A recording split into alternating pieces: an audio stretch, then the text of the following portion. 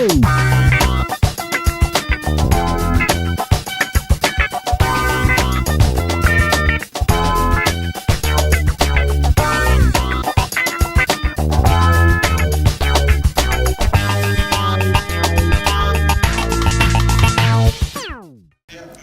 entonces esta mañana vamos a intentar hacer un recorrido respecto de la nutrición y función de reproducción de una especie, la especie canina en esta ocasión. Antes de esto quisiera explicarles un poco de dónde provengo, lo que hacemos nosotros en nuestra práctica cotidiana en la Escuela Veterinaria de Alfort. Desarrollamos un servicio muy específico para el mundo universitario veterinario. La Escuela Veterinaria de Alfort es la escuela veterinaria más antigua y tenemos el gran orgullo que en 1761 fue la primera escuela veterinaria en el mundo que se abrió en París. Se fue cerrada rápidamente porque al instalar una escuela veterinaria en París significaba tener caballos, etcétera, y animales, y tener forraje en la ciudad de París había que pagar un impuesto y esa escuela no tenía los medios para pagar ese impuesto. Por lo tanto, se cambió a Lyon, en el centro de Francia, y solamente en 1700 se abrió una pequeña escuela veterinaria en Alfort que está a la salida de París. Entonces es una muy antigua escuela, lo que nos llena de orgullo, pero es también un defecto porque las edificaciones son bastante viejas, pero tenemos un hospital veterinario dentro de la escuela muy moderno que se abrió hace menos de un año y nos permite tratar 70.000 pacientes por año y tenemos una herramienta extraordinaria de trabajo. Y en este marco yo armé hace unos 20 años una unidad que se llama Unidad de Medicina de Crianza y Deporte, cuya única filosofía es ser la unión permanente para todos los profesionales del rubro gatos y perros. Trabajamos con veterinarios, con criaderos, con usuarios en el sentido de deportes y trabajamos en conjunto. No sé cómo es el caso en Chile, pero en esa época en Francia, cuando le hablábamos de un criador a un veterinario, se le paraban los pelos. Y cuando le hablábamos a un criador de un veterinario, no había una gran relación. Tuvimos que hacer un buen trabajo, pero luego de ponerlos a todos en la misma sala y hacerlos trabajar conjunto, hemos llegado a tener gente que colaboran diariamente y tenemos actores del rubro que todos están orientados en el mismo sentido, van en el mismo sentido. Y en este marco desarrollamos ciertos campos de actividad. El primero que desarrollamos es lo que llamo medicina de criadero, cómo cuando se hace cómo hacer que los criadores tengan una mejor gestión económica y técnica desde el criadero, mejor prevención para producir cachorros y gatitos en gran número y de mejor calidad, tener mejores reglas de las patologías, ya sean patologías infecciosas o parasitarias, pero que tienen un impacto en el comportamiento.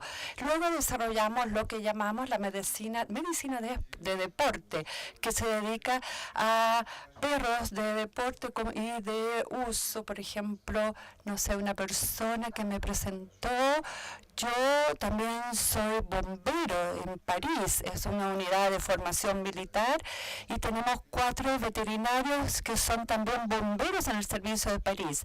Estamos permanentemente trabajando con perros de rescate, trabajamos con todas las entidades de policía, de aduana militar que utilizan perros también, lo que nos permite avanzar en las nociones que tienen que ver con mejorar los métodos de entrenamiento y todo lo que tiene que ver entrenamiento físico del perro formador. Me estoy saliendo un poco de la producción y estamos en algo que me apasiona, porque, por ejemplo, si un perro no está preparado físicamente, respira mal los olores si no ha sido bien criado.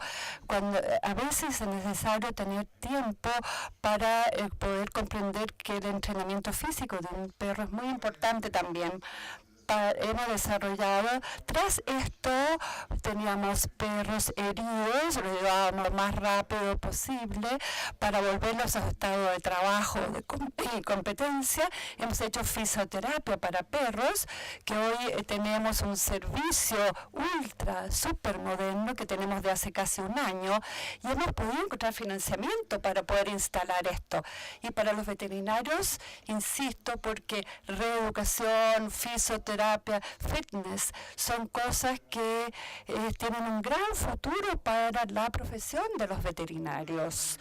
Por cierto, hemos desarrollado consulta de medicina preventiva y también dirigiéndome a veterinarios, la medicina preventiva no es solamente vacunación y desparasitar, sino es solo la primera consulta, sino que un propietario de gato o perro venga regularmente al veterinario para hacer detección precoz, seguimiento nutricional y pasar así desde una simple consulta de desparasitar o vacunas, tener una real consulta de medicina preventiva. Nosotros pasamos desde 2.800 a 7.000 consultas en un año. Por lo tanto, hay demanda de los propietarios para hacer un seguimiento profundo de sus animales.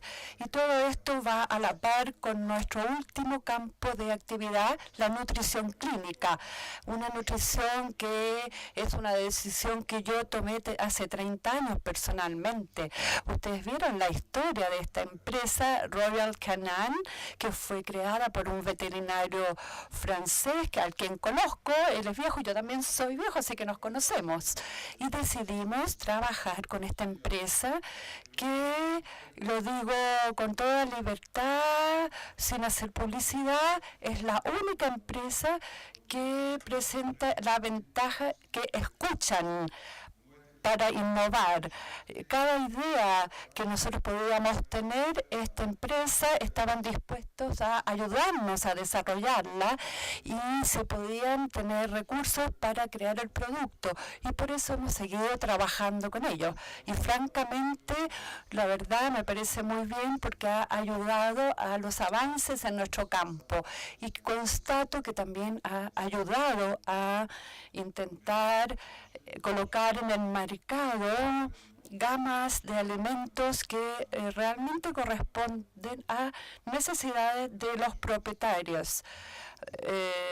Voy a ir a Puyehue, así se llama, voy a ir a conocer veterinarios. A lo mejor algunos de ustedes van a ir a esa reunión y voy a todo lo que podamos hacer de investigación y perros de deporte y perros de trabajo para beneficio de otro campo. Se sorprenderán de ver tantas innovaciones que vienen de estos perros de servicio, porque son perros que tienen como finalidad salvar vidas humanas, encontrar explosivos, pero hay otros perros que van a hacer deportes y no es un error. A veces el público no entiende muy bien que haya perros para deporte, pero los profesionales también. Es muy importante, es una decisión y por eso hemos avanzado. Digo todo esto como introducción, porque no es evidente que en una universidad veterinaria se desarrollen este tipo de conceptos. Y hoy día son una referencia en Francia y en Europa. No sé cómo será para América del Sur, pero esto de juntar a los criadores, a los profesionales y a los propietarios y trabajar mucho en los aspectos preventivos de nutrición es parte de nuestra actividad cotidiana. Vamos a entrar un poco en el tema y con esta noción de nutrición en relación con la reproducción, que es un ciclo. La reproducción es un ciclo que va de la fecundación del óvulo, espermatozoide, gestación, parto y el cuidado de cachorro, que primero es amamantado por la madre y luego sigue su ciclo de crecimiento. Voy a hacer un pequeño paréntesis aquí. y van a comprender en el camino cuánto esta noción es importante. Estamos en un ciclo con los mismos animales y no sé si la noción de microbiotis la han escuchado. Es una noción que desde hace 1 año y medio ya está científicamente en el mercado y va tomando cada vez más importancia. Es la población de microorganismos que está en nuestro tubo digestivo. Tendíamos a decir que hay buenas bacterias y malas bacterias. Sí, está bien, tienen razón, pero nos vamos dando cuenta por estudios sobre el hombre, sobre las ratas y ahora sobre los cachorros animales, que la naturaleza de esta microbiotis está en vínculo directo con un cierto número de problemas patológicos. Y la genética, por supuesto, es el entorno y lo que permite la expresión de esta genética, pero también esta microbiota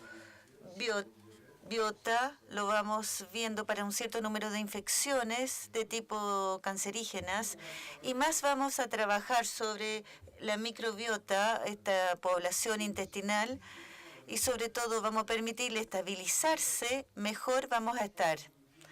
Así que no estamos diciendo que tenemos las soluciones, pero lo que está claro, y lo hemos aprendido con los perros que están en situaciones de estrés importante, como el perro de trabajo o el perro deportivo, que menos se modifica la alimentación, mejor es. El hecho de disponer con una gama cada vez más amplia y que se adapta cada vez más a situaciones fisiológicas precisas es algo que constituye un enorme plus. ¿Por qué? Porque estas gamas alimenticias van a utilizar las mismas bases de materia prima, con las mismas bases de procesos, aun cuando a veces hay que adaptar eso a situaciones fisiológicas o patológicas, y esto presenta una ventaja, es que no se modifica el entorno, el microentorno, el ecosistema, como se llama, del tubo digestivo en forma importante. Y estas nociones de transición alimentaria que ustedes conocen, o sea, se cambian de alimentos si se necesitan varios días para que el animal pueda adaptarse, para que el tubo digestivo pueda adaptarse, tienden a desaparecer por el hecho de que tenemos gamas que permiten ir del punto A al punto Z cambiando simplemente el alimento. Creo que es una noción importante y agradezco, Royal Canin, de ir en esa dirección, porque nos damos cuenta que en el futuro vamos a poder cubrir no solo el conjunto de elementos del ciclo de vida de los animales, estando en la misma tipología de alimentos y haciendo una prevención que va a ser mucho mejor que la de antes. Porque la esperanza de vida de los perros y gatos ha aumentado y va a seguir aumentando en el mismo sentido. Esta nutrición es un puzzle que es difícil. No le estoy enseñando nada nuevo. Concretamente, todas estas categorías de nutrientes representan 52% de nutrientes esenciales. Durante años, hace 30 años, 35 años, yo decía que había que trabajar en una ración casera. Entonces desarrollamos programas, tenemos un programa de venta por internet, que es un sistema que permitía que la gente pudiera hacer trabajar los datos a distancia. Y queríamos ayudarle a los veterinarios a trabajar en esa forma, pero nos dimos cuenta que se podía llegar, grosso modo, en varios nutrientes, pero no en 52 nutrientes. Y es ese día que decidimos finalmente hablar del alimento industrial.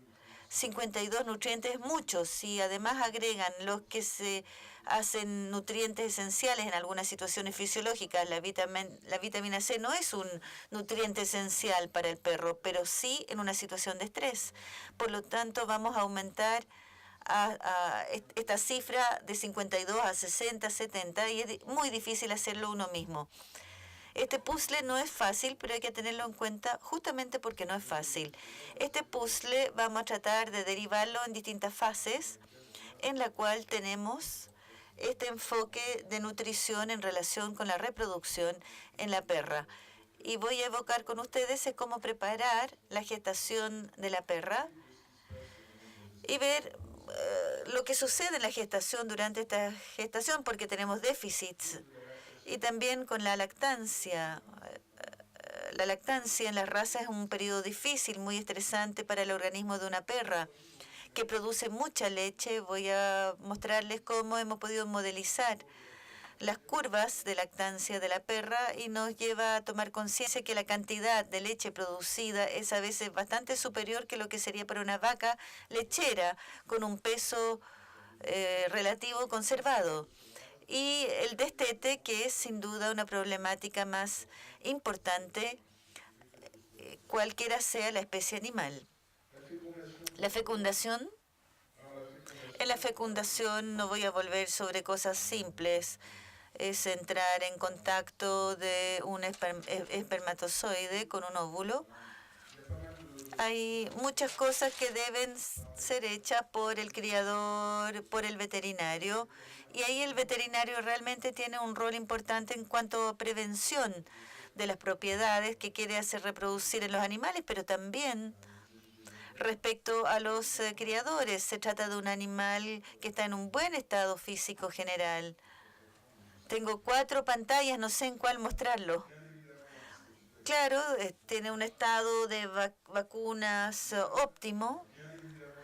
Por supuesto, también desparasitado. Estas son cosas de sentido común.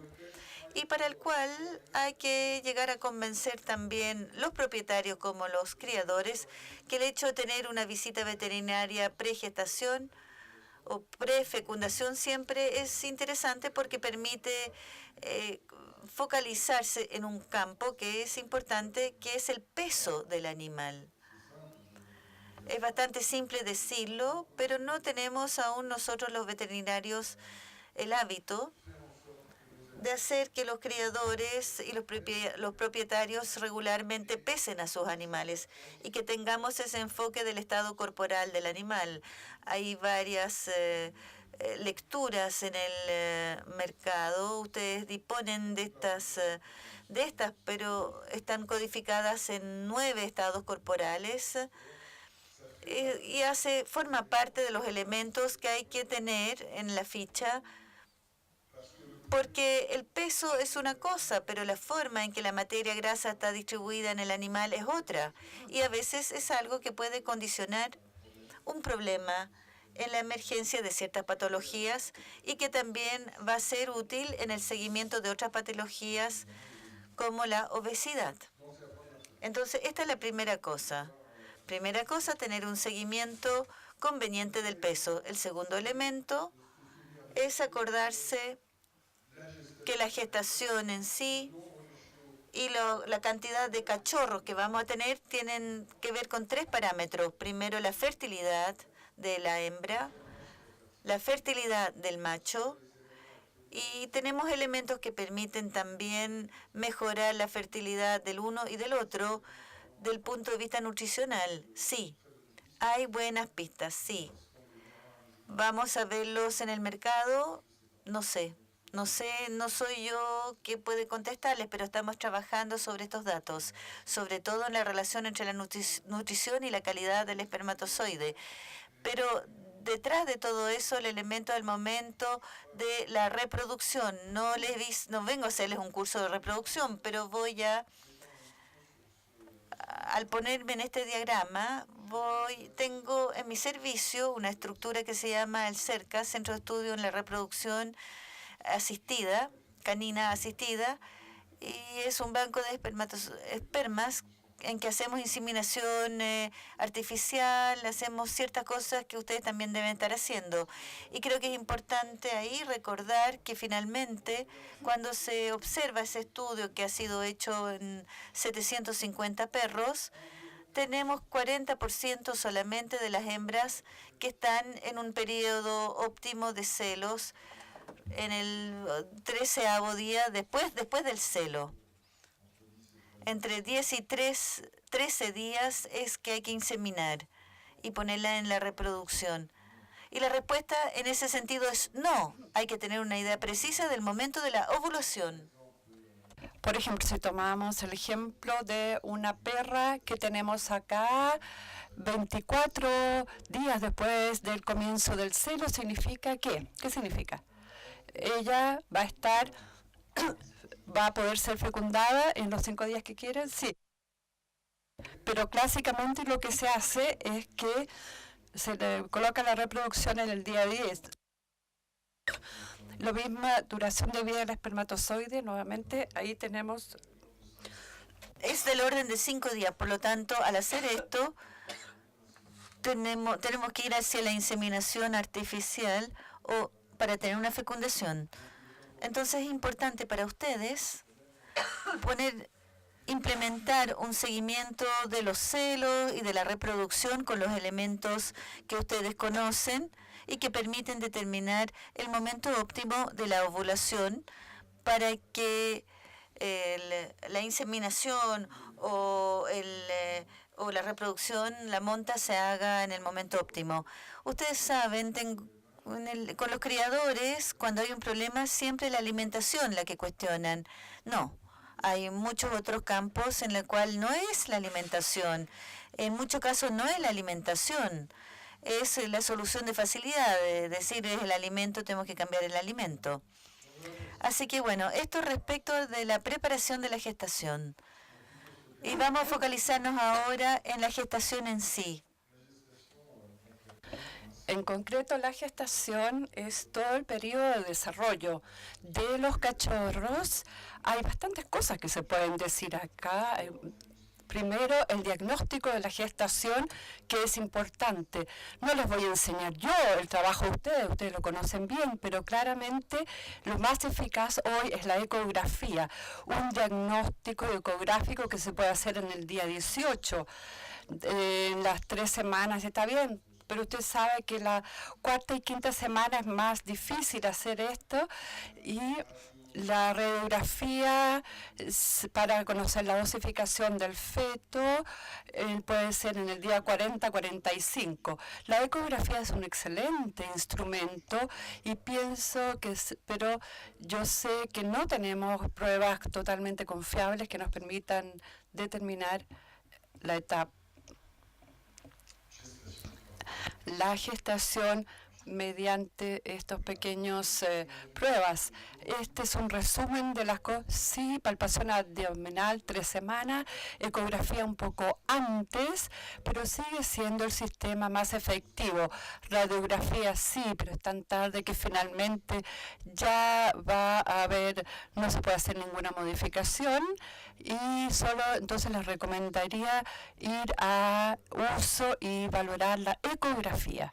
Ahora, en cuanto a la alimentación, debe responder a los objetivos que son, primero, permitir tener una camada numerosa y vigorosa y evitar mortalidad neonatal y evitar también malformaciones, deformaciones que se puedan presentar.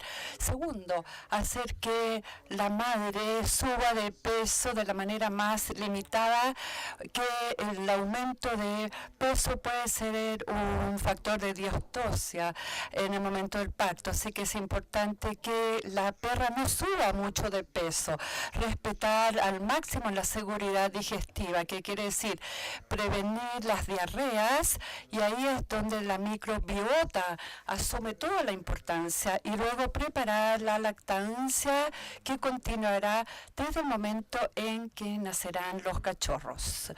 Y el crecimiento fetal tiene 2 fases.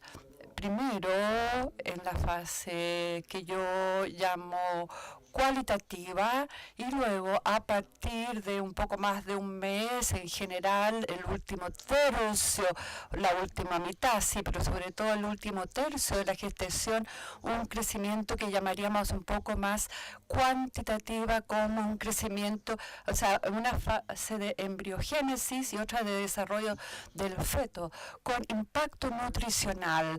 En el desarrollo del feto es un proceso lento y hay que recordarlo bien que hay 2 fases de desarrollo, a grosso modo más o menos al día 35. Primero la embriogénesis, desarrollo del embrión, de los órganos, que es de alguna manera cualitativo, porque allí pueden ocurrir las deformaciones.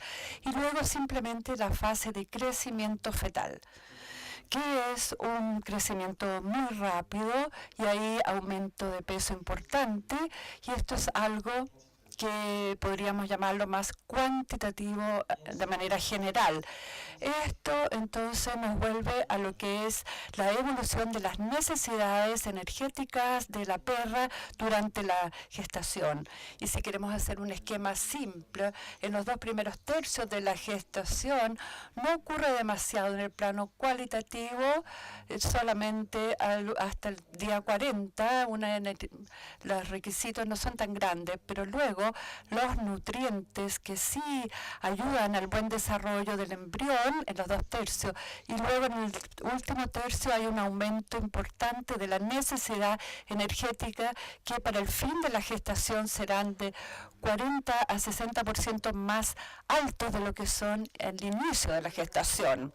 Y otro elemento importante de tener en cuenta en el periodo, y es el mismo problema que encontramos en todas las otras especies, es la disminución de la capacidad de ingestión de la perra. En los bovinos hablamos de capacidad de ingestión, lo mismo en el ser humano.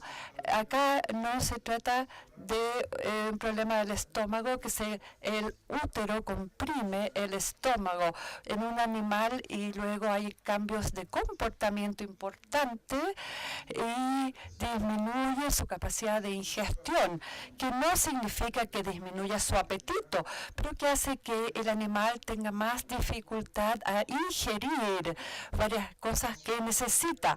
Si agrupamos un poco todo esto, nos damos cuenta que en general tenemos necesidades energéticas muy altas ligadas al crecimiento fetal al final de la gestación, donde vemos que en los últimos tercios de la gestación hay un enorme aumento de la necesidad energética ligada a una disminución de la capacidad de ingestión. Se necesita ingerir más energía en menor volumen, y significa tener más densidad energética e incrementar la apetencia del animal. Tenemos el mismo problema para un perro deportivo.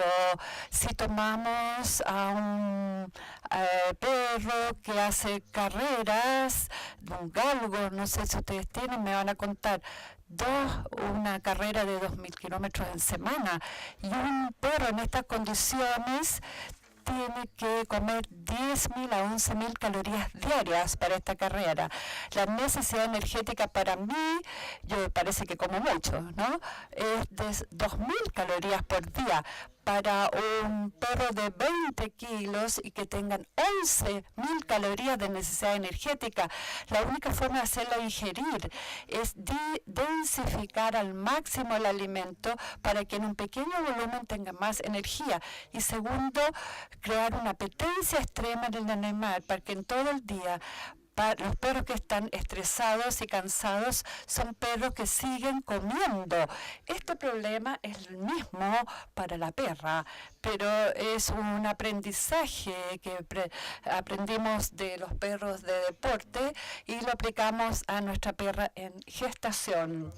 A partir del momento donde vamos a alimentos más apetitosos y más densos energéticamente, debemos hacer atención que el perro puede consumir más, la perra consume más de lo que necesite.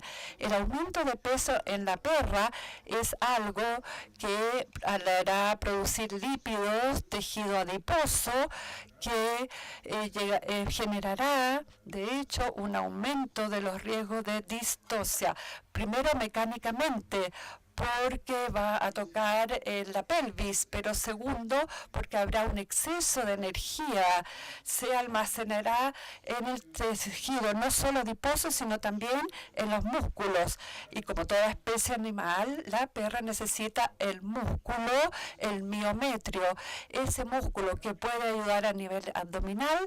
El músculo del útero es el miometrio, porque el útero es un músculo, puede tener demasiada grasa. Hay que controlar el aumento de peso, este aumento de peso. Y volvemos a esta noción de pesar sistemáticamente a la perra para no llegar a un estado donde haya un aumento excesivo de materia grasa que pueda bajar la tonicidad muscular, especialmente del músculo del útero.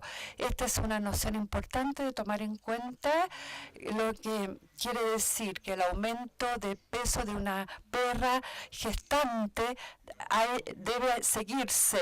A menudo tenemos diferencia entre formatos, tipologías, las razas. Espero que ustedes hoy estén todos convencidos del hecho que la noción del tamaño es una noción importante. Por años y años hemos estado peleando en la universidad para explicarle a los estudiantes y explicarle también a los fabricantes de alimentos. Y una vez más, Royal Canin fueron los primeros de reaccionar y darse cuenta que era cierto, reaccionar al hecho de que el formato, el tamaño del perro tiene un impacto directo en su necesidad nutricional. Claramente la necesidad energética no crece de manera lineal, sino que está en función de 0, algo, es una función exponencial y no lineal. Y cuando llegamos a lo alto de la curva, significa que por kilo de peso corporal se necesita menos energía. Si se necesita menos energía, se le dará menos al animal para mantener el precio, pero al mismo tiempo la necesidad proteínica crece de manera lineal por kilo, así que si no se modifica la concentración de proteína, habrá una disociación y el perro no consumirá las proteínas suficientes. Y entonces, bueno, estamos a nivel de la gestación con, en general, una perra de razas grandes que aumenta menos de peso que las perras de razas pequeñas. Tras esto hay un riesgo de distosia y esto lo constatamos diariamente. El riesgo de distosia en el parto es mucho más alto en las perras de razas pequeñas. Hay que hacer absolutamente un seguimiento y controlar el aumento de peso que sea solo del 25% máximo en razas pequeñas para reducir el riesgo de obstrucción de parto. Y luego siempre hay que tener la recomendación de si hay que hacer cesárea por parte del veterinario. Y lo digo porque de un tiempo a otro el aspecto técnico y económico hay que tomarlo en cuenta. Tomo el ejemplo de reproducción, no tiene nada que ver con la nutrición. Se hizo una encuesta hace 4 años en Francia sobre 750 criadores de Francia sobre una especie. No dimos cuenta de que prácticamente el 72% de las criadores, los animales, tenían herpes virus en los criaderos. Se hizo la encuesta a nivel europeo, las cifras eran igual, especialmente en perros de pequeños. La consecuencia del herpes virus es que clínicamente no se ve nada, pero hay una mortalidad embrionaria y fetal, y por lo tanto hay menos número de cachorros de la camada y se disminuye la talla del peso, el tamaño y la visión del criador, es decir, finalmente, bueno, no me molesta tener herpes virus porque en el momento del nacimiento tengo menos cesáreas, voy a pagarle menos cesáreas al veterinario porque los cachorros son más pequeños. Me salen menos cachorritos, pero pago menos cesáreas. Bueno, pero no es así. No es así como vamos a tener un buen plan sanitario. Y sí, es más barato, pero puede haber consecuencias y a veces no hemos llegado a hacer una sanitización a nivel de escala europea. Es una relación beneficio económica y no hemos llegado a decir es obligación vacunar contra el herpes virus. Se deja a nivel de elección, pero normalmente los criadores hacen una elección económica, pero hemos tratado de mostrarle a los criadores que si tiene más cachorros en el nacimiento, pero si ven de vez en cuando tienen que recurrir a cesárea, el hecho de tener más cachorros es más rentable y bueno, todo depende de las condiciones del mercado, de la forma en que se venden los cachorros. Un ejemplo sobre lo que podemos trabajar, pero que muestra que no hemos ganado la batalla, porque aunque tengamos una buena argumentación desde el punto de vista del veterinario, no se articula necesariamente detrás de eso. Para la alimentación es más simple. Sabemos que la cantidad de distocias aumentan cuando el peso de los animales aumenta, y en particular en las pequeñas razas. Moralidad, vamos a tratar de que las perras de pequeñas razas no engorden tanto. Otro elemento a considerar es el futuro de estos cachorros de pequeñas razas. Ustedes saben que el organismo tiene elementos de tejido. El primer tejido que se organiza en la embriogénesis es el tejido nervioso.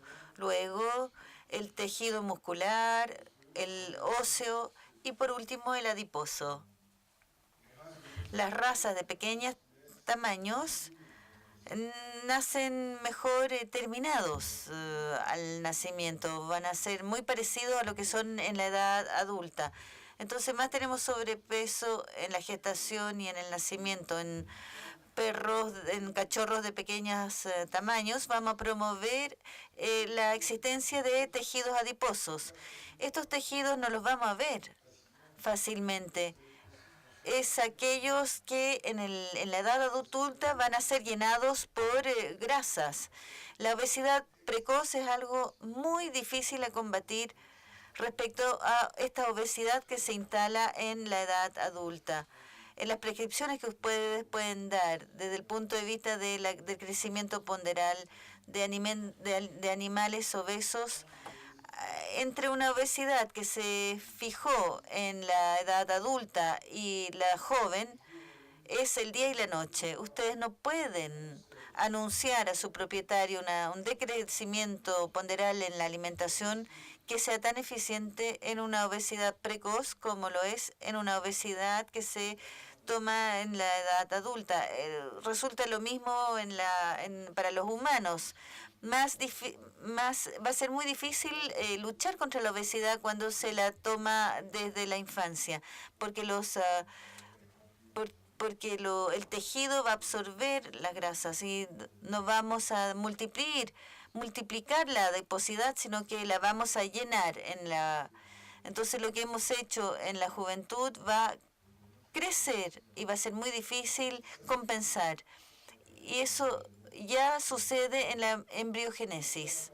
Entonces, tener cuidado a que una perra pueda mantener su masa muscular, no tome materia grasa, no vaya tomando materia grasa. Todo eso tiene forzosamente consecuencias nutritivas. No olviden, lo hemos dicho ya, que la osificación del esqueleto del feto se hace al final de la gestación. Es la razón por la cual el diagnóstico por radiografía solo puede ser tardío. Es a partir del día 40 que este proceso de osificación se implementa, la calcificación de los elementos proteicos. Esto nos lleva a hablar del hueso. ¿El hueso qué es? Me gusta tomar como ejemplo de comparación un edificio que está con la estructura básica. La proteína es la armadura de acero y dentro de eso se va metiendo el cemento. Acá es lo mismo, son proteínas que hacen la armadura, es un tercio de la sustancia ósea y los minerales que vienen, que entran, que son los fosfatos de calcito y que van a condicionar la solidificación del hueso. Voy a volver sobre estos aspectos porque son importantes a considerar, pero nos mantenemos en el aspecto proteico. La elaboración del tejido óseo es muy importante en proteínas. Se produce al final de la gestación, sobre todo este proceso de osificación, y hay que tener en mente que la composición, estos son datos bastante antiguos, cosas que no haríamos hoy, pero en la época hay personas que podían permitirse disecar cachorros para ver en qué estaban constituidos según la raza. Eso no lo haríamos hoy, pero se hacía antes. Y si ustedes miran lo que tenemos en términos de composición de materia seca, van a ver que en un cachorro recién nacido, 82% de lo que no es agua en el organismo es proteína. Así que la necesidad en proteína es muy fuerte para la constitución justamente del feto en la gestación. Y por consecuente, las necesidades de proteínas de la madre también son muy altas. Estas proteínas no solamente tienen una función estructural, tiene también otras funciones endocrinas, por supuesto, para implementar hormonas, que son la neuropeptida y otros, pero también entrega de energía. Tenemos aminoácidos glucoformadores que a través de la glucogénesis van a producir glucosa, y esta glucosa constituye el único elemento nutritivo energético que requiere el feto. Así que a partir del momento en que se implementó que hay un feto, se requiere en glucosa bastante más importante. Y la pregunta que se hizo es, ¿va a ser necesario aumentar los aportes glucídicos durante la gestación para la perra de reproducción para asegurar este aporte de glucosa?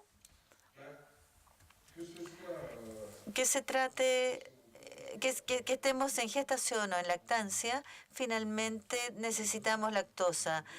La glucosa aumenta en el caso de la madre. ¿Podemos cubrirlo por la gluconeogénesis? Sí, a partir del momento que tenemos una presencia de proteínas importante. Así que se considera que lo importante está en torno al 33% de la ración en términos de materia seca, que es el 30% del bruto. Si este aporte es suficiente, se compensa ampliamente con los aminoácidos, la formación. Pero ustedes saben que en términos de alimentación proteica, la cantidad no define la calidad. Y acá podríamos hacer un paréntesis sobre la lectura de una etiqueta de alimentos. La pregunta que siempre planteo a mis estudiantes: ¿cuál es el único elemento interesante que figura en una etiqueta de alimentos para perros o gatos? ¿Cuál es? Si tienen una opinión, por favor, exprésenla. Aunque lo digan en español, yo podré comprenderlo. ¿No quieren tener una opinión? ¿Cuál es el único elemento en una etiqueta? Es el número de teléfono del fabricante. ¿Es la única cosa que le es útil? Sí, sí. La cantidad de proteínas en una etiqueta de alimentos tienen una cantidad de alimentos que se expresa en proteínas brutas. Proteínas brutas. Esta cantidad corresponde a una definición analítica legal en la cual se ha hecho un método de análisis que se llama Kildare. Vuelvan a sus estudios de veterinaria y van a acordarse. Y en este método de análisis que se dosifica es el nitrógeno que hay en el alimento. Esta cantidad de nitrógeno se dice que tiene un 16% de nitrógeno en una proteína. Por lo tanto, si quiero pasar de la cantidad de nitrógeno a una cantidad de proteínas, voy a multiplicar mi cantidad de nitrógeno por 1 por 0.6. Así que es el 626 es el coeficiente y es la proteína bruta. No, no es así, porque si pongo urea, biourea, melamina, cualquier fuente de nitrógeno, esto va a aumentar mis proteínas brutas. Si pongo tejido conjuntivo con aminoácidos, va a aumentar mi tenor en proteína. Si pongo proteínas óseas con 0% casi de aminoácidos, va a aumentar mi cantidad de proteínas y no por eso van a ser útiles. Y no es por eso que voy a tener aminoácidos adentro, así que puedo darle todos los parámetros. Estamos muy complicados por estas etiquetas a través de las cuales la información existente está legalizada. A mí lo que me interesa es tener una respuesta a mis preguntas técnicas. Si ese fabricante no entrega respuesta a mis preguntas técnicas, les puedo decir que nunca voy a prescribir su alimento. Así que no duden, hay que ir hacia los fabricantes y planteen las preguntas a las cuales tienen que responder. Hay algunos que van a responderles con buenos datos analíticos, buenos datos científicos, y otros que van a decir, no, no se preocupen, los alimentos están concebidos por un nutricionista, siempre hay un nutricionista, somos los número 1 de la nutrición. No, queremos información clara. Así que el número de teléfono es el mejor. Es la mejor información. Por supuesto que estas proteínas deben ser proteínas de calidad, por supuesto. El segundo elemento que va a formar este hueso son los minerales. Los minerales, una vez más, ¿se requiere calcio, fósforo? ¿Se requiere mucho? No, no. Y si hay una regla de juego que hay que retener, es que nunca hay que complementar a una perra si tiene un alimento completo y adaptado. He vivido en Chiensport, gente, uno tiene buenos amigos que están ahí, que quiere entrenarlos y va a decir, oye, toma este alimento que es bueno para tus perros, utiliza este otro. Y detrás tienen otro amigo. Tengo un amigo que era farmacéutica, que producía complementos alimenticios, entonces agregaba un complemento de calcio sobre este alimento que ya era completo. Y habían escuchado que este otro complemento también era bueno y lo fueron agregando. Y estos perros de 20 kilos fueron bajando en rendimiento y tuvieron problemas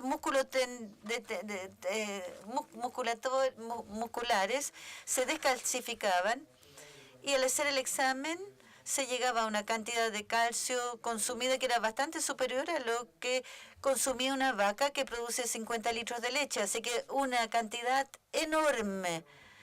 Entonces el tema del complemento no es gratuito. En la gestación o en la preparación de la lactancia, si ustedes tienen un exceso de calcio en la gestación, ¿qué sucede a nivel del organismo de la perra?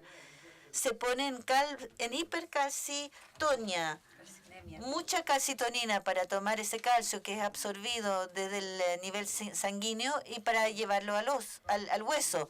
Pero a partir del momento en que esta perra produjo leche porque tiene recién nacido, va a expulsar calcio. ¿Y qué hormona necesita ahí? Requiere la paratormona.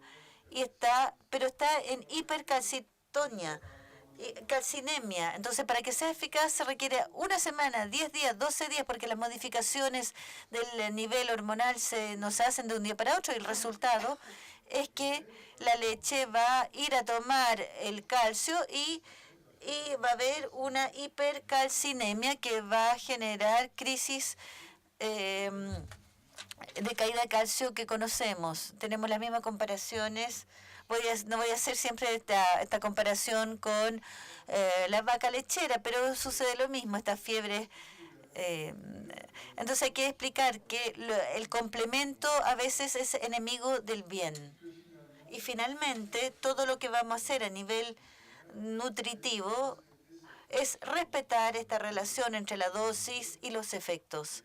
O sea que cualquiera sea el nutriente, tenemos un umbral máximo y mínimo que van a definir un efecto que va a ser el óptimo. Si estamos por debajo de este umbral, hay una carencia. Si estamos por sobre, hay toxicidad del nutriente. Y ahora, concretamente, solamente hay que estar por sobre el mínimo para tener un animal con buena salud. Si vamos en esta zona, la parte superior de la zona de tolerancia, ¿el animal está en mejor salud? No, para nada, de este límite. Si superamos el límite, no es catastrófico, pero no, la nutrición no es que mientras más le doy, mejor me va.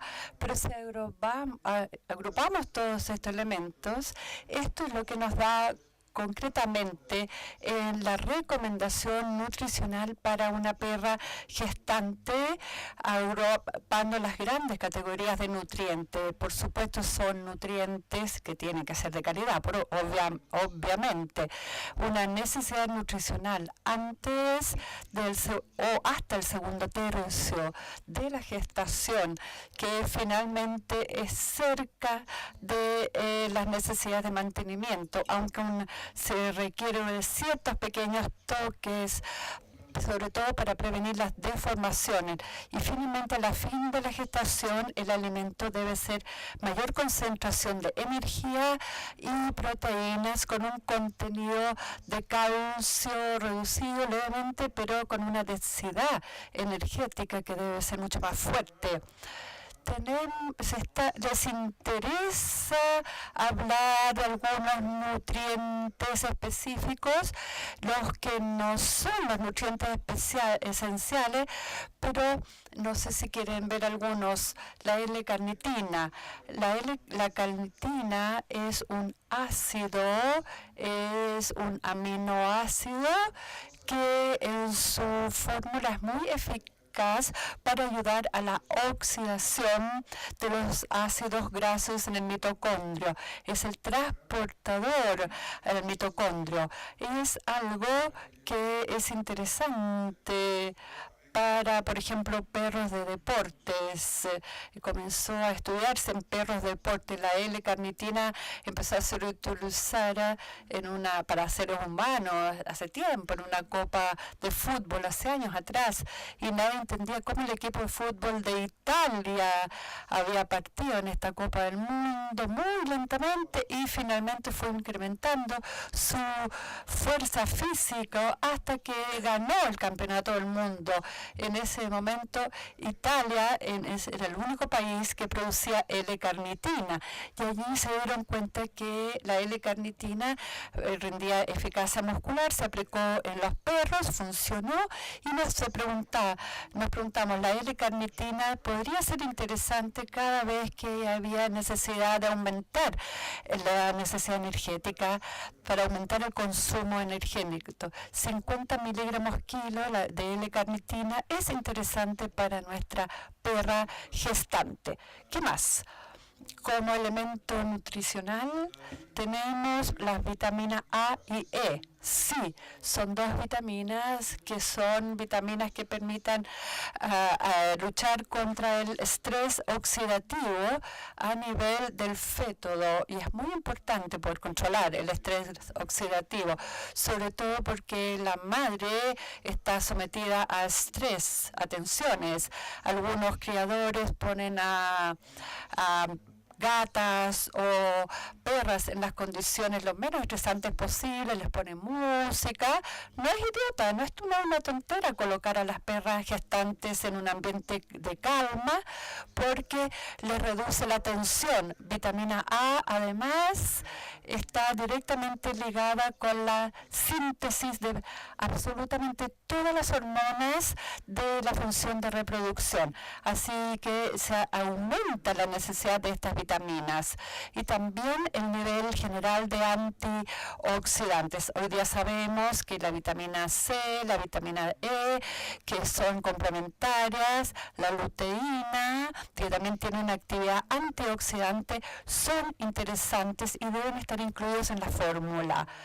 Otros nutrientes que hemos sabido que son interesantes, el beta-caroteno. No les voy a hacer un curso de bioquímica acá, pero el beta-caroteno está implicado en la síntesis del citocroma P450, que en Alford, un profesor, tiene un trabajo fantástico de 900 páginas sobre el P450. No, le estoy tomando el pelo. Hizo un trabajo bastante largo sobre el P450. Yo creo que leí 2 o 3 páginas, pero es mucho lo que hay que decir sobre este elemento bioquímica que está involucrado en muchos aspectos de la desintoxicación, pero sobre todo en la transformación del colesterol en la molécula precursora de todos los elementos reproductores. El beta-caroteno permite incrementar la cantidad presente del P450. Además, el beta-caroteno tiene virtudes en sí antioxidantes. Otro elemento que está claramente, hay publicaciones, pero hay un elemento que sabemos que funciona bien preventivo, es el ácido fólico. A veces se le llama la vitamina B9. Es el elemento preventivo para la fisura palatina.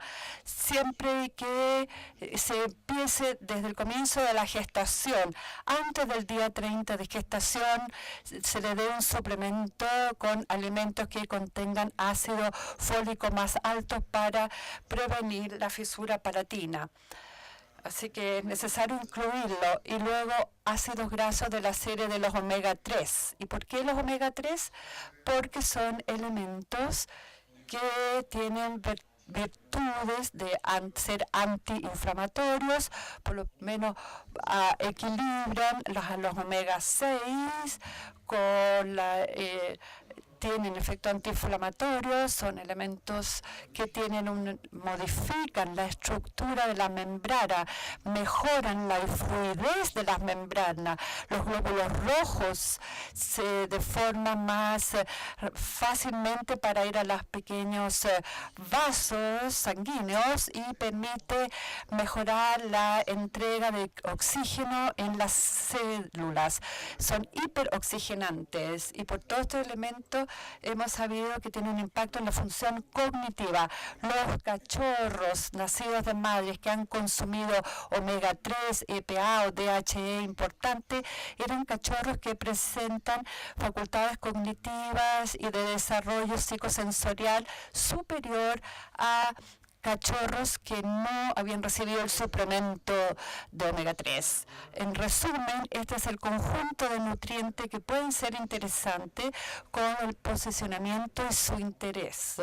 En el conjunto, ¿dónde van en el ciclo fisiológico de la reproducción? Son muchos, son numerosos, se han identificado. El problema es colocarlos todos juntos, encontrarlos en el alimento que se le dará al animal. Y si es posible hacerlo, si se trabaja de manera industrial, casi imposible. Con alimento industrial sí es fácil, no es posible hacerlo con comidas hechas en casa. En cuanto a el parto, no hay mucho que decir. El nacimiento, a partir del momento en que la perra no tiene problemas en la pelvis, en el canal uterino, el músculo uterino, el canal de la pelvis, el músculo funciona bien porque no tiene mucha materia grasa, todo va bien. Y no hay que olvidar de enseñarle también que hay que tener ciertos reflejos, hay que ayudar a liberar la vía respiratoria, que la perra pueda hacerlo, el cachorro alimentarlo lo más rápido posible, la madre es capaz de hacerlo, pero se la pueden ayudar un poquito a la perra mejor. Los primeros días pesar regularmente el cachorro, dejarlos tranquilos, dejarlos dormir en un ambiente calmado, calentito, y esas son cosas que parecen obvias, pero todos los veterinarios conocen bien, así que no voy a insistir en esto. Lo más importante es llegar y estudiar los problemas de lactancia. Y también la lactancia artificial si es necesaria. ¿Qué objetivo debe tener la alimentación de una hembra que da de mamar? Hay que optimizar la producción lechera para que la perra produzca el máximo de leche posible, porque esto definirá el crecimiento de la camada. Segundo, limitar la pérdida de peso. La perra ya ha perdido peso en el nacimiento y debe llegar a un peso más óptimo y mantenerla. Luego, reducir la incidencia de la morbilidad, de la mortalidad antes del destete, que se da en todas las especies animales, y para un criador es una pérdida importante. Para esto debemos responder a preguntas, y hemos intentado a lo largo del tiempo responder a las preguntas. ¿Qué cantidad de leche produce la perra? ¿Qué composición tiene la leche de perra? ¿Hay una solución de reemplazo? ¿Qué método utilizar para el destete? Ahora, lo primero que hemos hecho, estos son las cosas que me vuelve a cuando yo era joven, porque pasé mucho tiempo dándole mamaderas a gatitos y a cachorritos para conocer qué cantidad, la calidad de la leche y qué podemos deducir en un modelo de preventivo. Pero si queremos hacer un esquema, la curva de lactancia que tenemos acá, con una producción máxima a las terceras semanas del parto y con una cantidad de leche producida que es muy importante. Una perra grande produce 2 veces su peso en leche, y es mucho en un periodo que es máximo 45 días.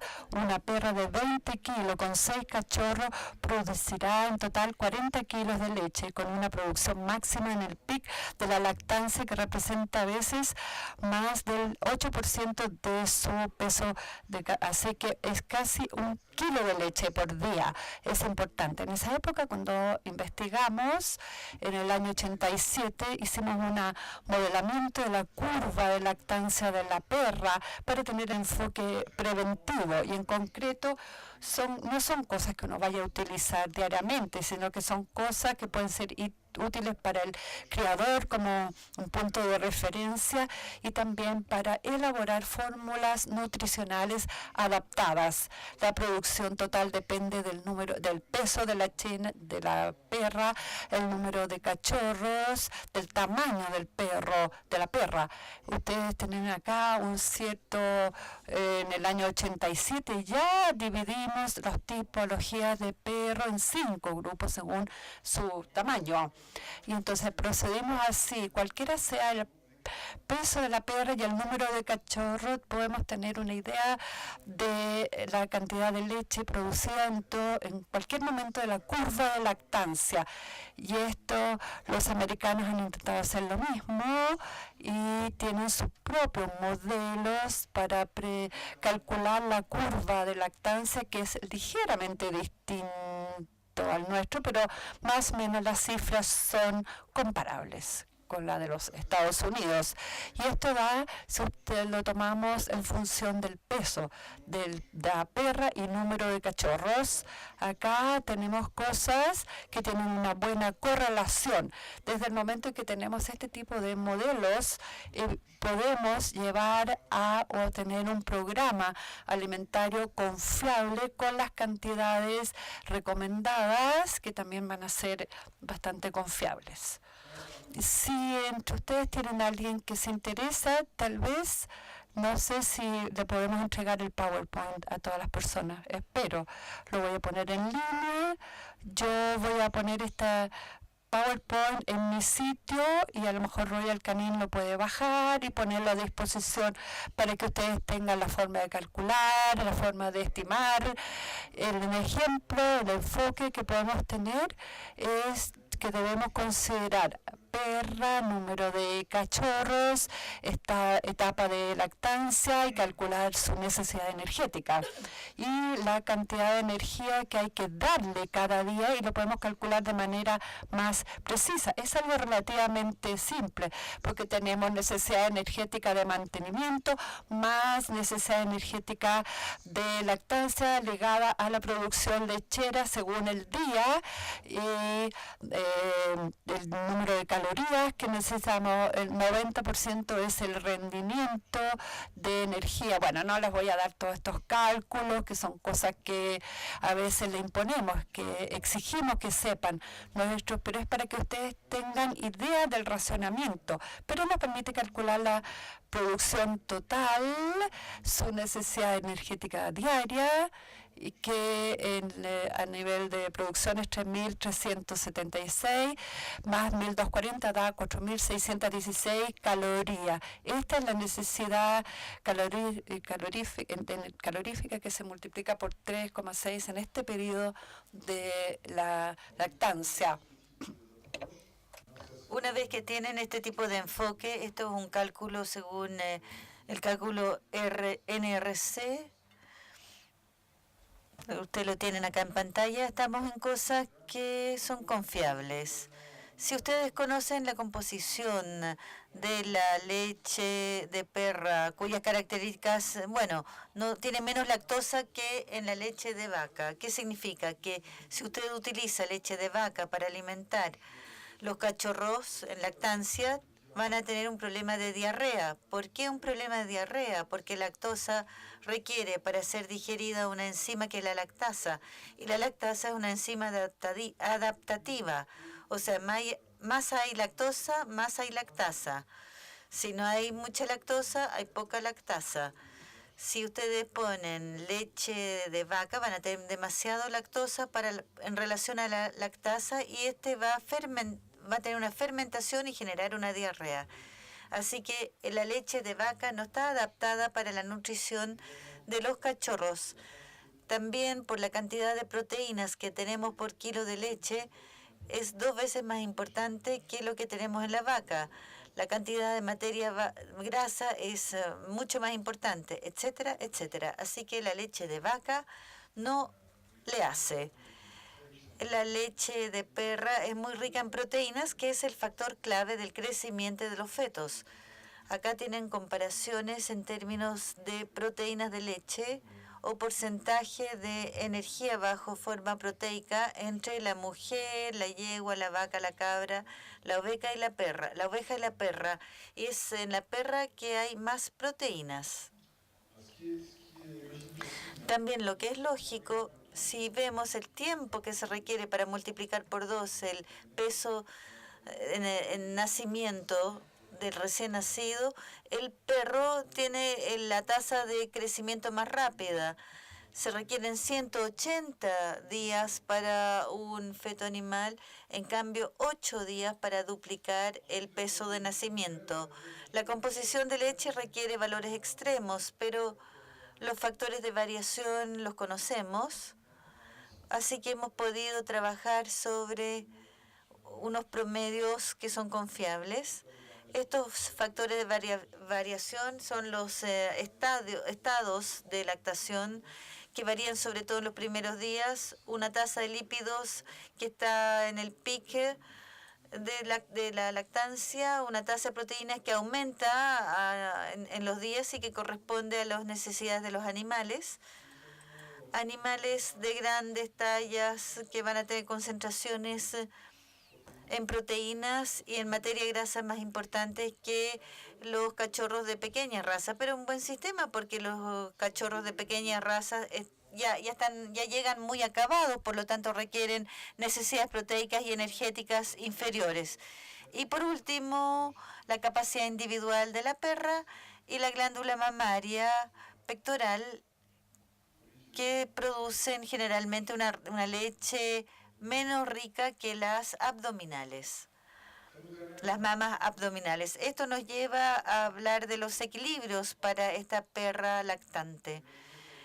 Vamos a tener que revisar cualitativamente cómo enriquecer la leche a partir de aminoácidos esenciales, a partir de ácidos grasos esenciales y vitaminas que van a constituir los elementos de defensa naturales para el cachorro, así que vitamina A y E.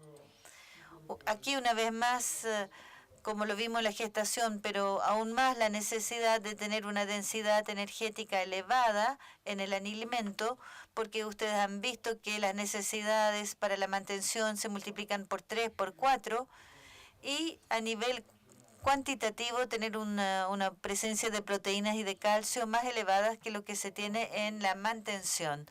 Estas cosas se calculan y no los voy a aburrir más que eso, pero somos capaces de ver la necesidad de lactancia y agregarla a la de mantención, y es bastante simple. Si tienen una perra que produce 1,8 kg de leche por día, hay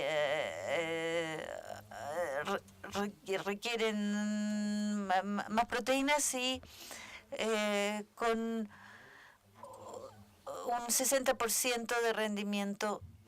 Así que necesitan 230 gramos de proteínas más cuando para la mantención requieren 100, así que 338 gramos de proteína, un requerimiento energético que era de 4.600, que significa un ratio proteico de 73, o sea, bastante alto. Según el formato, según la talla, va a ser de 60 a 75, 60 para las pequeñas razas y 75 para las grandes, para las razas grandes. Y una presencia de un 30% superior en proteínas. Así se calculan, estos son los cálculos. Hacemos la misma cosa para las necesidades de calcio. Para las necesidades de calcio se llega a 1% de calcio, así que estamos en un contenido clásico.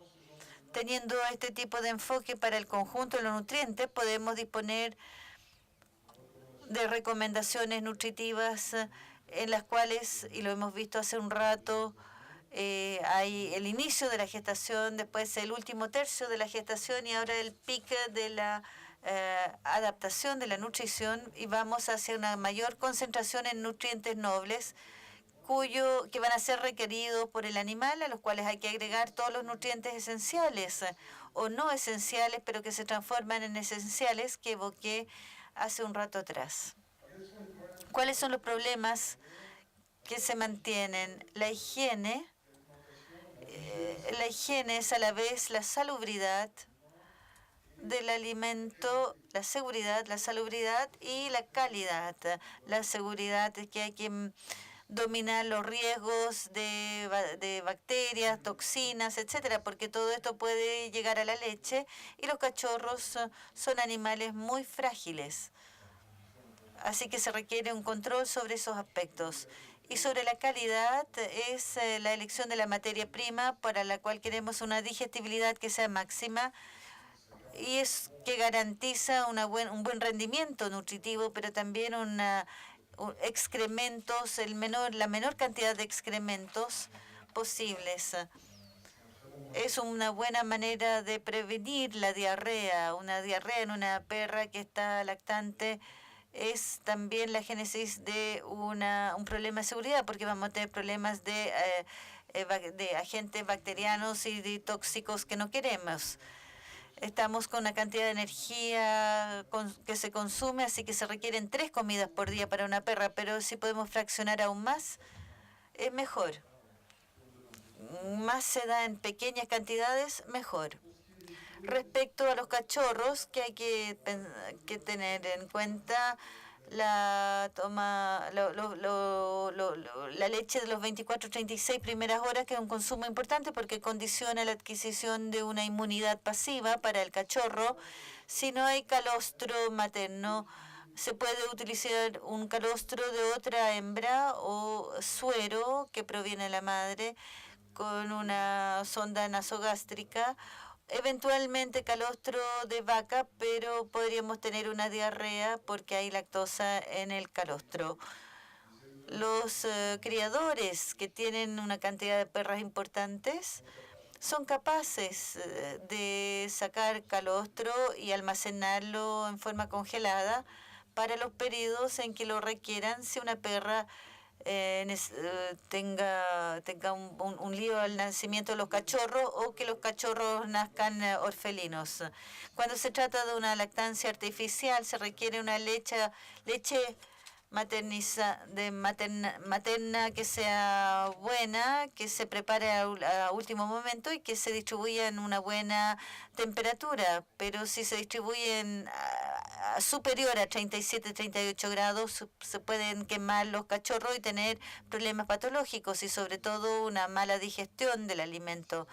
Si se distribuye muy frío, debajo de 37, 38 grados, vamos a tener una mala coagulación y detrás de eso una mala digestión. Así que eso genera problemas de diarrea.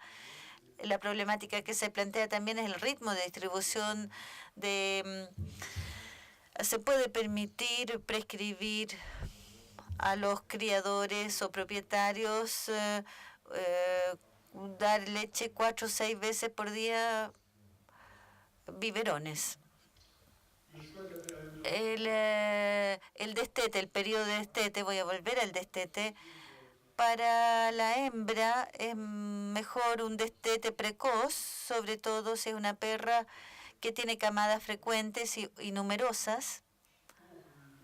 Para el cachorro es mejor hacerlo lo más tardío posible, así que hay que encontrar un equilibrio. Los criadores prefieren tener un destete precoz, sobre todo porque es un aspecto económico. Cuando usted hace alimentar a los cachorros a través de una perra, tiene un coeficiente, un rendimiento de transformación del alimento que es casi de un 100%, y criterios zootécnicos, que es proteger la reproductora, tratando de que tenga hipotecar el desarrollo psicomotor que sea óptimo en el cachorro. Así que el destete, cuando se pesa a los cachorros regularmente, es hacerlo cuando la toma de peso cotidiano empieza a disminuir. A partir de ahí uno puede destetar sin grandes riesgos.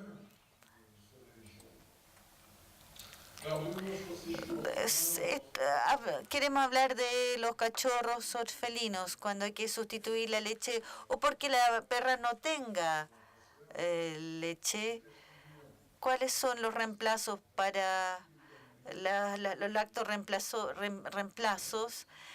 Cuando hay mastitis séptica, el caso de eclampsia, los cachorros que nacen con cesárea o una producción de leche insuficiente o un comportamiento de la perra normal, canibalismo, estrés. En esos casos hay que utilizar una leche adecuada para los cachorros. La leche de vaca no es adaptada, lo hemos visto, así que nosotros los llamamos a tener leche adaptada a eso. Es mucho más satisfactorio en términos de resultados. Un exceso de lactosa, lo que está frecuentemente ligado a la leche de vaca, es la certeza de obtener un problema de diarrea en los cachorros. Un problema de diarrea es una deshidratación que lleva rápidamente a la muerte del cachorro. En las opciones de leche materna, podemos hacer leche uno mismo. Miren lo que implica: leche concentrada sin azúcar, crema, huevos con cáscara, sin cáscara, agua mineral. Leche de vaca en polvo, olvídenlo, eso no va a funcionar. Así que una vez más vayan a leche en polvo específica para cachorros. Y observen en el mercado los que corresponden a una fórmula que vaya realmente con las necesidades del cachorro. El ritmo de distribución de la leche materna, el ritmo natural es 20 mamadas por día para un cachorro. Hemos testeado distintos ritmos nosotros mismos, lo he hecho yo durante años. No era lo que más me agradaba, pero bueno, estaba frecuentemente en este tipo de investigación. Bajamos a ritmo de tipo 7, 6, 5, 4, 7 la primera semana, 6 la segunda, 5 y así seguimos. Y progresivamente llegamos a ritmos de 4, 4, 4, 3. O sea, hemos disminuido la cantidad de mamadas cotidianas, pero no dejando 6 horas entre mamada y mamada, y llegamos a tener un crecimiento bueno. Así que es una voluntad de inversión en mano de obra y un equilibrio con cantidades de leche reconstituida que van a variar en función del formato de los cachorros. Ahí nuevamente encontramos esta necesidad de considerar el concepto de talla, de tamaño de los animales, de forma de los animales, cuando están frente a un fabricante que le propone programas de nutrientes en base a una leche que es conveniente, van a tener un plan de racionamiento conveniente. No hay que olvidar recetar medidas de higiene, recomendar medidas de higiene. Si queremos que los cachorros vivan, hay cosas que parecen básicas. Los cachorros son muy sensibles a enfermedades infecciosas, hay que lavarse las manos, limpiar el material y si hay alguna duda, no hay que vacilar en controlar la temperatura rectal. Cuando baja la temperatura a 34 se pierde la capacidad digestiva del animal y hay un riesgo de diarrea. Y cuando baja a 32 grados el animal pierde además reflejo de alimentación. Entonces el control de la temperatura de los cachorros es algo que puede ser sumamente importante. Y si la temperatura no es muy alta, hay que darle más calor a los cachorros. Y tampoco hay que olvidar decir, porque muchos propietarios no lo saben, que existe el reflejo perianeal. Y si en algún momento hay que hacerlo, si no, los animales pueden estar constipados. Así que, bueno, son cosas obvias, pero es necesario a veces... sí, estoy muy atrasado, me voy a apurar. Ahora, ¿qué hay que hacer? Aspectos de la socialización, por supuesto, van a la par. Los aspectos de socialización, ¿de qué se trata? No voy a hablarles 15 horas, sino que el cachorro debe rápidamente estar con relación con otros cachorritos que estén en contacto con su madre, si está viva, por ejemplo, y desde que abre los ojos, él esté en contacto con otras especies animales lo más rápido posible, porque con esto va a condicionar que se porte bien, que juegue, que tenga un ambiente rico. Los buenos criadores hoy tienen lugares con el ambiente de los cachorros es rico para sus actividades y también entonces implementar el tema de la alimentación artificial. Yo sé que aquí hay biberones y mamaderas que son notables. Acá tienen como 3 velocidades para la alimentación. Acá es enseñar a cómo darle la mamadera. Parece simple, pero tiene que ver con el éxito práctico de la alimentación artificial. Si hacemos esto, que por supuesto la alimentación artificial, tal vez el crecimiento será levemente inferior a una alimentación normal, pero hay una compensación inmediatamente después del destete. Así que es importante también poder usar alimentación artificial. Pero terminaré con el destete. El destete es muy importante para el cachorro porque se pasa de la leche, el alimento líquido, a un alimento seco en general, a un alimento sólido. Y en un periodo difícil, es un periodo difícil porque el crecimiento del cachorro es intenso luego del destete. En un perro de raza gigante multiplica por 18 veces su tamaño. Uno pequeño mini multiplica por 10 veces su tamaño. Así que hay una gran diferencia según el tamaño. Los perros de pequeño formato tienen como que nacen mucho mejor terminados que los perros de gran formato y su crecimiento es menor. Es un periodo difícil también porque hay capacidad digestiva que todavía no están funcionando bien. La capacidad digestiva de la lactosa disminuye porque disminuye el consumo de leche. Entonces, no hay un gran consumo en el cachorro y disminuye porque la lactosa entonces puede producir diarrea. Si hay gran presencia de lactosa. La capacidad de digestión de almidón de los alimentos secos aumentan lentamente en este periodo de 5 semanas, que es un periodo difícil desde el punto de vista enzimático para el animal. Y es un periodo más difícil porque en este momento se disocia la curva de producción lechera que ha llegado a su pic y baja, y las necesidades nutritivas del cachorro que aumenta cada vez más. Y en esta divergencia será necesario ir en un momento dado a esta noción de destete. Un otro elemento que puede ser difícil es el crecimiento de que aparecen los dientes de leche en las 3 semanas.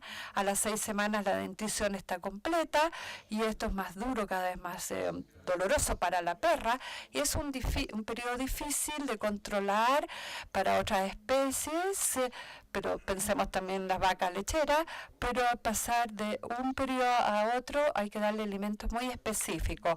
¿Por qué? Que sean apetitosos, porque tienen poca reserva energética, los cachorros son muy sensibles a hipoglicemia, tienen una pequeña capacidad de digestión porque su estómago aún no tiene el volumen normal, y son alimentos que tienen que comer con frecuencia. Si vemos la capacidad de los órganos, hay que esperar al día 49 para que el peso del intestino y el de estómago sean buenos para una digestión normal. En este caso, los órganos son aún muy inmaduros en los cachorros.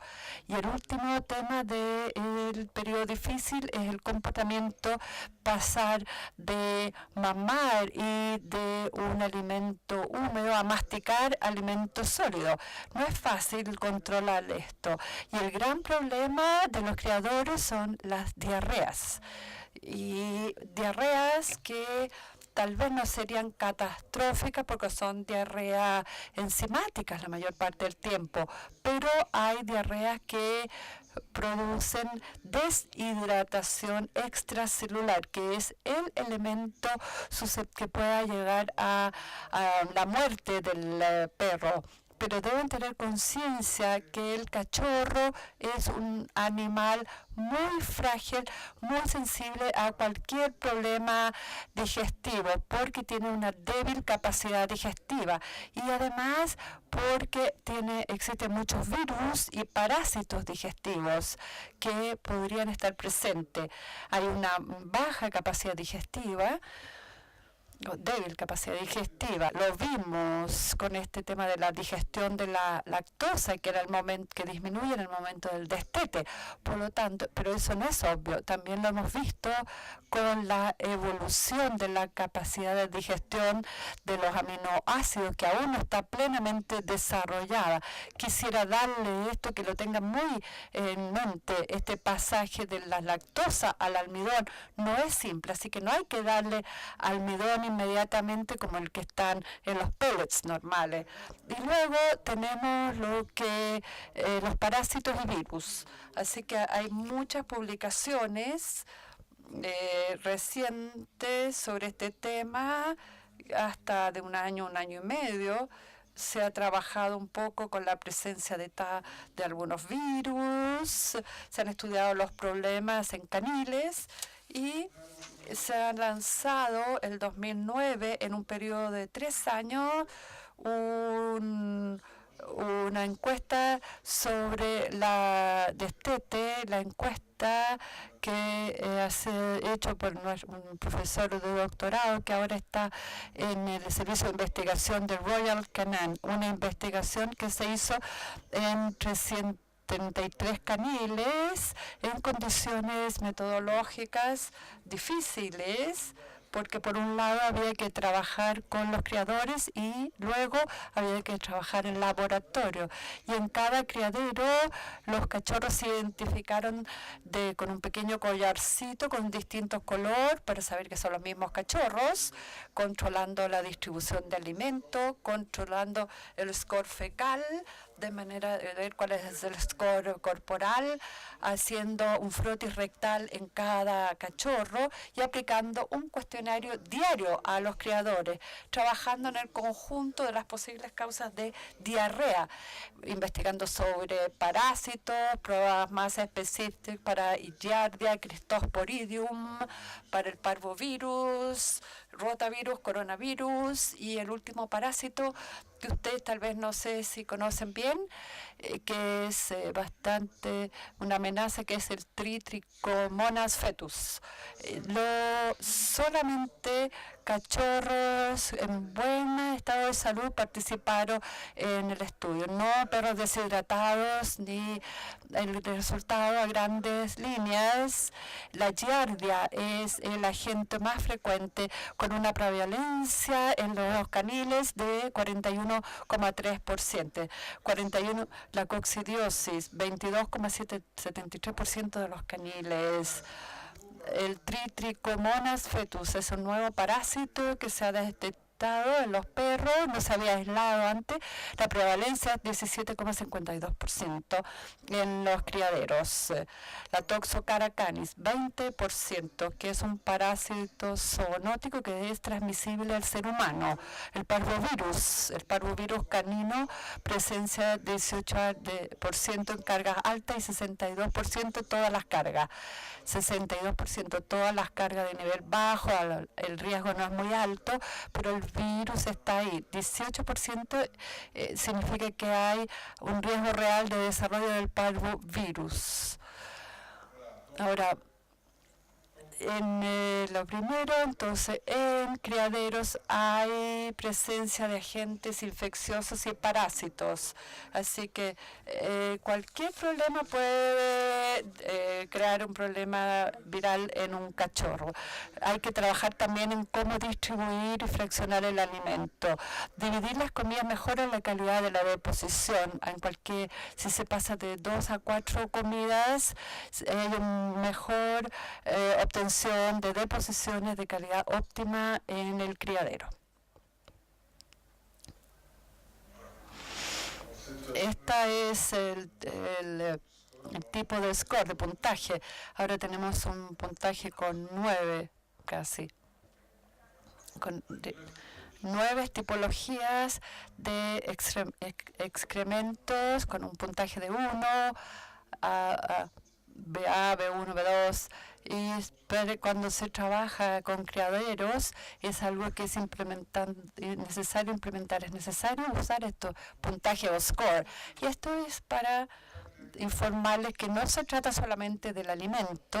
Muchos criadores piensan, si tengo problemas de diarrea de los cachorros es por la alimentación. No, para eso estamos los veterinarios, para encontrar la causa.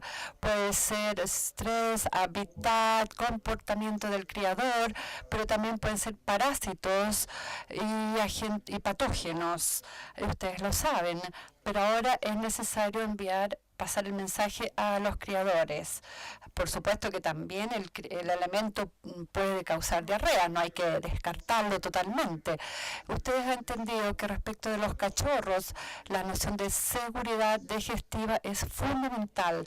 Vamos a buscar entonces tener contenidos de almidón que sean lo más reducidos posible, con almidón que sean hiperdigestivos, con fuerte contenido de materia grasa, con gran calidad de la materia grasa, introducida fuerte contenido de proteína, buena calidad de la proteína introducida en el alimento. Se puede valorar también nuevas fuentes en la seguridad digestiva, como el cereal, el psyllium, que es un nuevo cereal, una fibra, donde se valoriza que es una fibra soluble que permite proteger la mucosa y generar fermentaciones acidificantes que seleccionan las bacterias activas para tener bacterias alcalinóficas. Voy a pasar rápido para encontrar.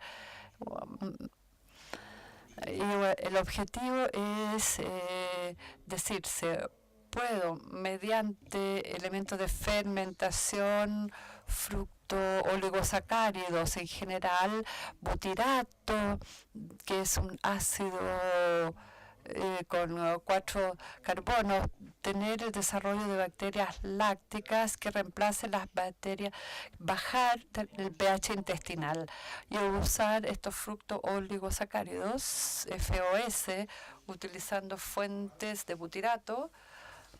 Yo podré mejorar también la seguridad digestiva usando FOS, butirato, psyllium, que es un elemento también que alimenta las células intestinales también.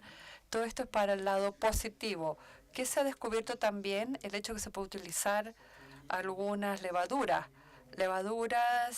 a nivel de la cáscara, beta-glucano, que son la capa interna, y manano-oligosacáridos, que son la capa externa, que tienen la propiedad de mejorar la defensa y tienen propiedades de antiapego de las bacterias perniciosas en la mucosa intestinal, que son parte de los elementos de protección y seguridad digestiva.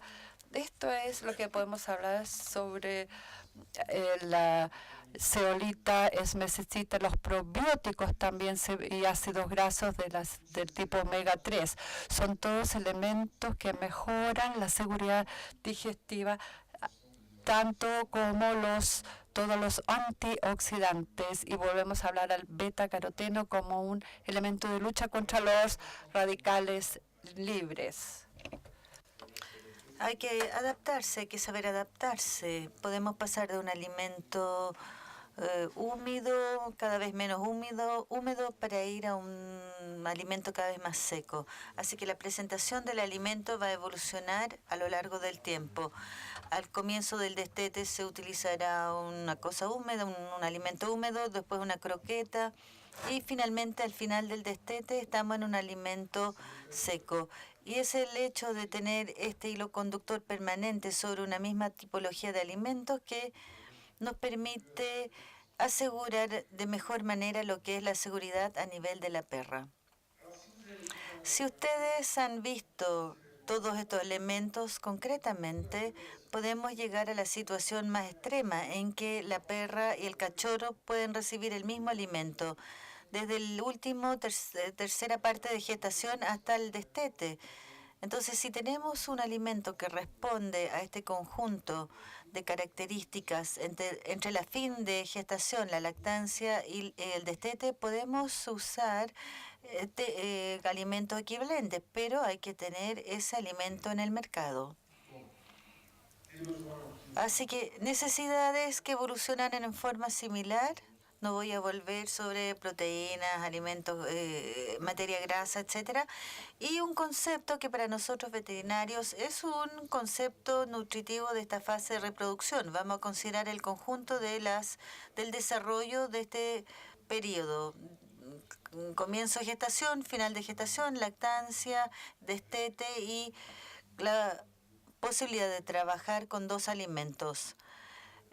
Me pasé del tiempo, pero como no tenía el reloj delante de mí, no voy a volver a hacerlo, pero les agradezco mucho su atención.